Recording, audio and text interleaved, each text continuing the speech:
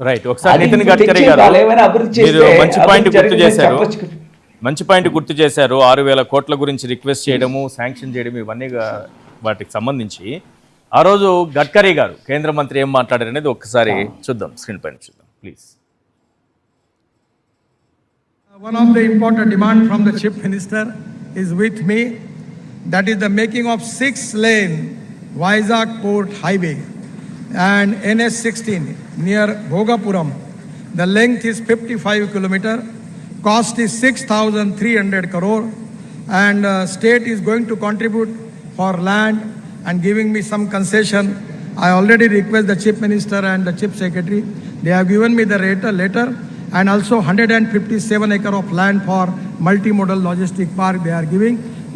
From my ministry, I am sanctioned this important project, which is very important for Andhra Pradesh and dream project of Honorable Chief Minister.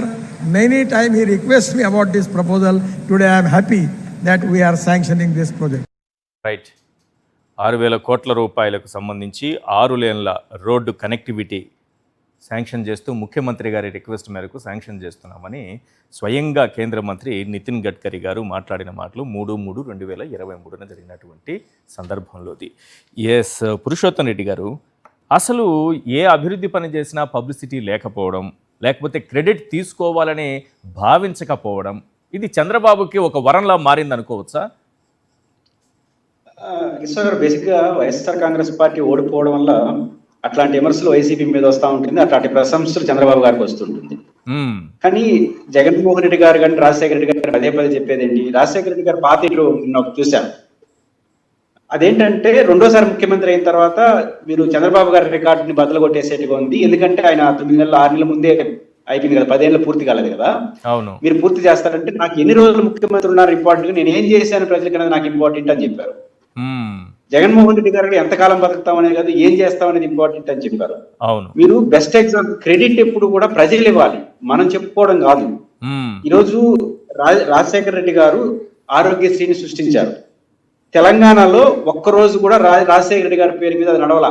Rajiv Gandhi గారి పేరు మీద TRS వస్తే ఒకటి, కాంగ్రెస్ వస్తే ఇప్పుడు రాజీవ్ గాంధీ పేరు మళ్ళీ పునరుద్ధరించారు. అవును, ఆంధ్రప్రదేశ్ లో ఒక జగన్మోహన్ రెడ్డి గారు ఉన్నప్పుడు 5 ఏళ్ళు మాత్రమే రాజశేఖర రెడ్డి గారి పేరు రాజీవ్ ఆరోగ్యశ్రీకి ఉంది. కానీ ఈ రోజు ఎవరినైనా తెలుగు వారిని అడిగితే ఎవరు ఏం చెప్తారు, రాజీవ్ ఆరోగ్యశ్రీ అంటేనే వైఎస్ రాజశేఖర రెడ్డి. అవును, అంటే క్రెడిట్ అది. తెలంగాణ ముఖ్యమంత్రి కేసీఆర్ నిండు సభలో చెప్పాడు తెలంగాణలో.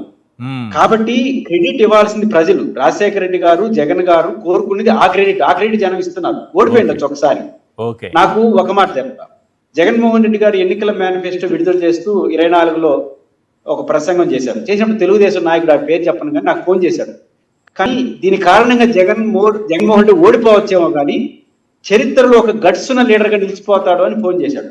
ఎందుకు ఏంటంటే, ఎవరైనా 4,000 ఇస్తానని మా నాయకుడు చెప్పిన తర్వాత అది సాధ్యం కాదు, నేను 3,700 ఇస్తానని చెప్పేవాడు ఎవరైనా ఉంటాడు ఈ దేశంలో? మీ నాయకుడు ఈ జగన్మోహన్ రెడ్డి మాత్రమే చెప్పాడు. ఎందుకంటే జరగబోయేది అదే. కాబట్టి అది కదా క్రెడిట్. కాబట్టి ఆ విషయంలో మాత్రం జగన్మోహన్ రెడ్డి రేపు ఓడిపోవచ్చు, బట్ చరిత్రలో మాత్రం ఇలాంటి వ్యక్తి ఉన్నాడని మనం నిలిచిపోతాడు. జగన్ గారు 2014లో మీరు రుణమాఫీ హామీ ఇవ్వండి, రైతు రుణమాఫీ అని అంటే లేదు, కుదరదు, అది చేయలేము, చంద్రబాబు నాయుడు గారు ఇచ్చినా చేయలేరు రాష్ట్ర ఆర్థిక పరిస్థితి చూస్తే, నేను ఇట్లా అబద్ధపు హామీలు ఇవ్వలేనని ఆయన ఓపెన్ గా చెప్పి మరి అటువంటి హామీ ఇవ్వకుండా అధికారాన్ని వదులుకున్నట్టే లెక్క. ఆ రోజుల్లో చంద్రబాబు నాయుడు గారు ఒక అబద్ధం చెప్పిన జనం నమ్ముతారో లేదు కానీ జగన్మోహన్ రెడ్డి గారు నేను ఇస్తానని నమ్ముతారు. అదొకటి ఉంది. అవును, ఎందుకంటే క్రెడిట్ ఉంది కదా. రేపు 24 ఎన్నికల్లో చంద్రబాబు నాకు నేను 4,000 ఇస్తుంటే నమ్ముండేవాడేమో, ఎందుకంటే వీళ్ళకి నమ్మకం ఎక్కువ. కానీ నమ్మే దాన్ని అట్లా నిలబెట్టుకోవాలనుకున్నాడు. కాబట్టి జగన్ గారు, రాజశేఖర రెడ్డి గారు కోరుకున్న క్రెడిట్ జనం ఇస్తున్నారు. ఓడిపోవచ్చు, గెలవచ్చు, దాన్ని బట్టి ఓడడం గెలిపి చూడలేదు కదా, క్రెడిటే చూసారు. ఆ క్రెడిట్ జనం ఇస్తారు. దీని ఇప్పటికైనా చంద్రబాబు గారు ఎక్స్పైరీ అయిపోయినటువంటి ఆ పాత లాజిక్ పట్టుకోకుండా కొత్త లాజిక్ తో పరిపాలన చేసుకుంటే ఆయన మంచిది. రైట్. శేఖర్ రెడ్డి గారు కన్క్లూడ్ చేయండి. ఒక భోగాపురం ఎయిర్పోర్ట్ కి సంబంధించి జగన్మోహన్ రెడ్డి గారు వైఎస్ఆర్ కాంగ్రెస్ పార్టీ ఏం చేసింది అనేది లోక్సభ సాక్షిగా కూడా క్వశ్చన్ అవర్ లో తేటతెల్లమైంది సార్. ఇది ఒకసారి మనం వినాలి సార్, ఎందుకంటే ప్రజలకు కూడా తెలియాలి. 8 August 2024 Lok Sabha question hour sir. అడిగింది ఎవరు అంటే విజయనగరం ఎంపీగా ఉన్నటువంటి కలిశెట్టి అప్పలనాయుడు. ఏమని అడిగాడంటే భోగాపురం ఎయిర్పోర్ట్ ఎంత శాతం పూర్తయింది, దీంట్లో కేంద్రం వాటా ఎంత అంటే, ఆ కేంద్ర మంత్రిగా ఉన్నటువంటి మురళీధర్ మెహర్ అనే అతను ఏం సమాధానం చెప్పారంటే, సార్ కేంద్ర ప్రభుత్వానికి సంబంధించి ₹1 బిల్ల కూడా భోగాపురం ఎయిర్పోర్ట్ కి కేటాయించట్లేదు, రాష్ట్ర ప్రభుత్వం జిఎంఆర్ ఇద్దరు కలిసి ఈ ఎయిర్పోర్ట్ ని నిర్మిస్తా ఉన్నారు.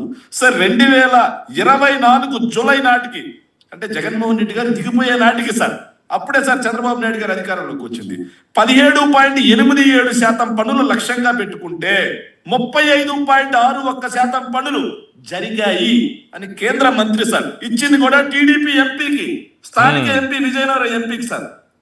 మరి 35% పనులు రికార్డ్ సార్, పెట్టుకున్నటువంటి టార్గెట్ కంటే డబుల్ చేశారు అని కేంద్ర ప్రభుత్వ మంత్రి ఇచ్చాడు సార్.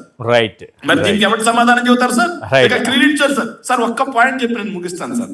మోసాల బాబు పలకల భాగవతం ఉంటుంది సార్, చంద్రబాబు నాయుడు గారి యొక్క పలకల భాగవతం గురించి. సో హంద్రీనివార్ 2 సార్లు శంకుస్థాపన సార్, పలకాలు మిగిలినవి ఎక్కడ తట్టమట్టెత్తలేదు సార్. వెలుగొండ ప్రాజెక్టు శంకుస్థాపన, పలకాలు మిగిలినవి తట్టమట్టెత్తలేదు సార్. ఇక దేవాదుల ప్రాజెక్టు ఆయన పలకాలు మిగిలినవి తట్టమట్టెత్తలేదు సార్. ఇంకా చూసుకుంటే ఆఖరికి డ్వాక్రా సంఘాలు సార్, ఇది దుర్మార్గం సార్. ఇది పివి నరసింహారావు గారు పైలట్ ప్రాజెక్ట్ గా 30 జిల్లాల్లో మొట్టగా తీసుకొచ్చి పివి నరసింహారావు గారే దాన్ని దేశవ్యాప్తం చేస్తే నేను డ్వాక్రా సంఘాలకు ఆద్యం అని చెప్తాడు సార్. సార్ దేశంలో ప్రపంచంలో ఎవరు ఏ సంస్కరణ తీసుకొచ్చినా, ఎవరు ఏ పని చేసినా నాదే నాదే నాదే అని చెప్పుకునే నేనే నాయుడుగా ఆయన మిగిలిపోతున్నాడు సార్. రైట్ సార్ నేనే నాయుడు అయిపోయాడు. Right. Thank you Shekhar Reddy గారు.